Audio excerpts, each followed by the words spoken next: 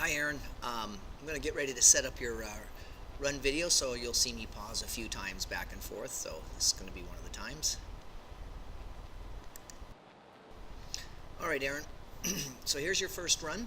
I'm just going to let you watch it run again. This was the very first one that we did.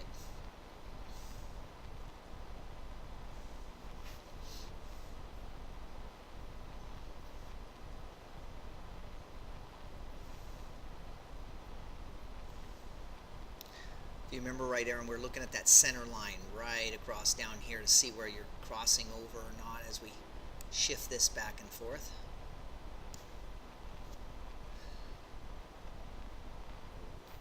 Okay, so as we slow it down, first thing we're going to do is we're going to move this center on you, and we're going to see where that right foot, well, right in this stance here in the float phase, remember we wanted like a 2-inch gap.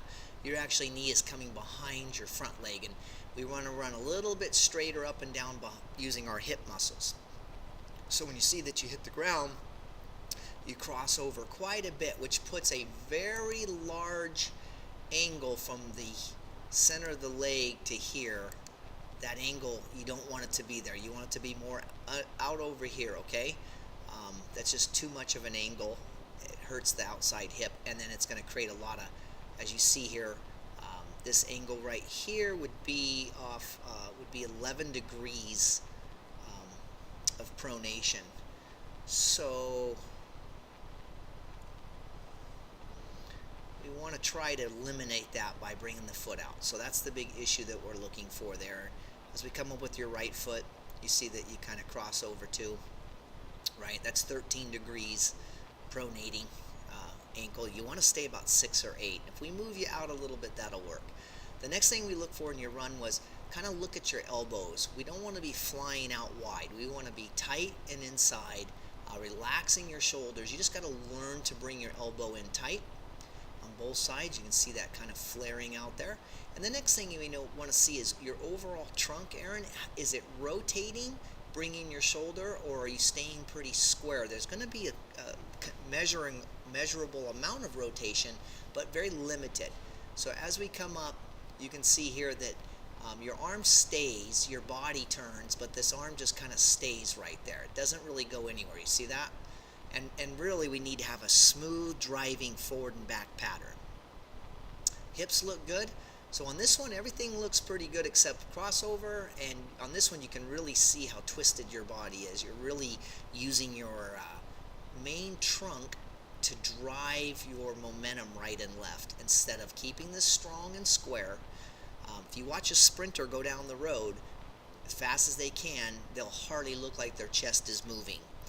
But you want the energy to come in and not to coil, but to come right back down into your legs. Okay, let's go to your next video. Okay, Aaron, here's your second view on the same run. We're going to let it run through. Again, we're looking for your gravity line, looking what your feet are doing.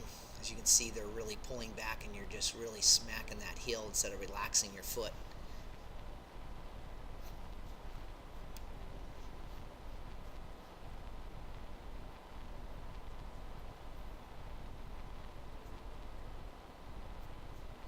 Okay, so the main thing we're going to look for is your gravity line. We're going to place this right here between your ear and nose. Professional runners, we're going to place it right down the center of your hip, actually. You've got a good lean. You're close to mimicking this runner behind you, which is there for purpose. But look when your right leg comes out. You can see when it hits the ground right there. Toe is straight in the air, which means you're wasting a lot of energy and contraction. You've got to relax that foot and let it drop down. And then when you hit the ground, the point of impact, you want this part of the leg to be underneath this line. So when I draw what we call the gravity leg line, right through, you'll see that it ends up behind you. That is representing the force, Aaron, of where your body is being pushed up in the air and against you. So that is called a negative gravity. What we want to do is be about right there. And if you see when you hit there, if I had to draw the line, which we already did, it ends up in front of you. Now, if you were to land just like that instead of out in front, your body would be assisting you in the forward movement versus bouncing you up and down, which is almost 4 inches that you were going. You see your left foot come out? See how it's straight up in the air? You're eventually going to rip up your shins and get shin splints by doing that, because the force coming down this way into the ground is with a contracted shin muscle, several of them. They're going to end up pulling on the bone and causing inflammation. The next thing we want to look for on you is look to see again what your chest and arms are doing. Let's see if they're, you should have this come back 50% of your body and then go forward, and you see it stops right with you. And then to get your rotation, you'll just use your upper body. You see how much of your body is showing here? You should see this position right here almost the whole time, and just let the arms do the pulling. Okay, you're lurching your head a little bit. You want to relax your neck. You really see it. You can see your muscles tightening there. Just let your head relax back into your shoulders. Everything else, your swing phase of your leg coming up, it's coming up. You should drop it right there. Just let it drop. But you come and you extend it out. Okay? You do keep a bend in the knee, and that's excellent. You're not completely straight-legged, or you'd pounce in the air even farther. This quad wants to do most of the work, so let it hit the ground with a nice bend about right there, and then let that leg foot relax so that you hit mid-foot about right here, and then the foot is downward. All right, let's go to your next video. Okay, Aaron, so this is your next run, and we're having you without shoes on so that we can see, have you feel your feet a little bit better. And if you notice, look, you're still running across the line. You have pronation in your ankles. That's not a big deal. Again, you don't fix these with orthotics. You have flat feet. People with flat feet are good runners. You have everything in you to be an excellent runner. But what we want to look is, you can tell you're not hitting your heel. See how you're coming? See, you're just hitting flat. That's excellent. We still got to widen this out a little bit, so when we come to look at it, you can see that you're a little bit better. You're on the left side of the line, not all the way across. Okay, but you still got to work on that. That one's a bad gait because you went across. Here's a good one. There you go. You see how your heel is on this side of the line? Much straighter with the leg. Okay, so again, we want the center of your outside hip thing. We want that hip right like this, right in this line here, not way over here. The more angle, the worse it'll be for you. I'm watching your elbows too. Now look how much tighter this elbow is the second time. Now this one's flaring out. Do you see that? They should never look like this. So you got to really work on your arms. Arms are extremely important for runners, and that's why you're still crossing over, because your elbow is facing that way, and that's your feet are going to follow. So we got this one here. You let it go out. We got to bring it in tighter.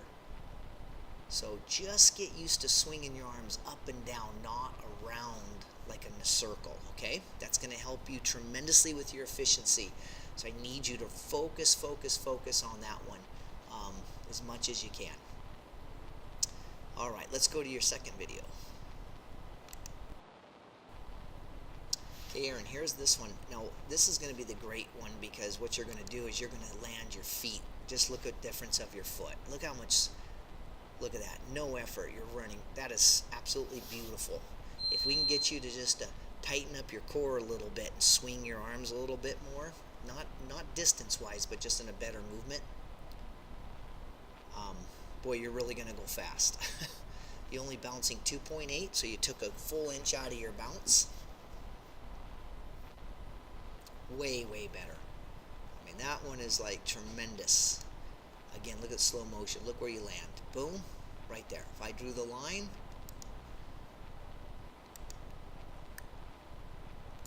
right in front of your face where you need it. Next one up, comes up in the air,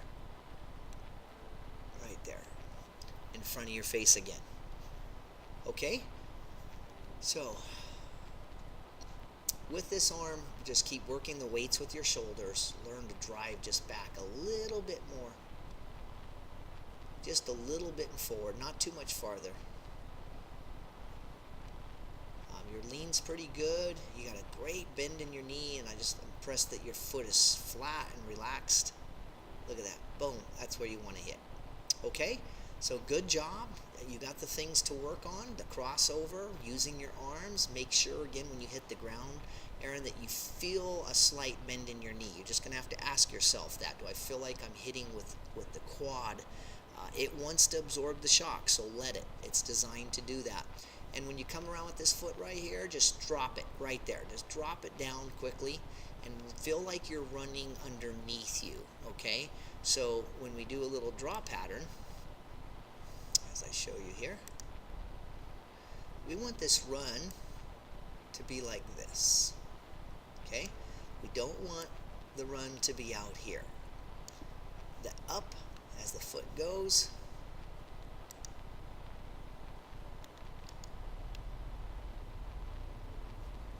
and you will basically just drop in from back to drop in as that foot comes up in the air like that. You got a nice angle on your foot, on your knee, by the way. 38 degrees, excellent. Okay, buddy, I'll send this video to you. Good luck. Watch your video often. Look at the difference, especially the pre and post, first time you ran and second. And work on one cue at a time, okay? Thank you.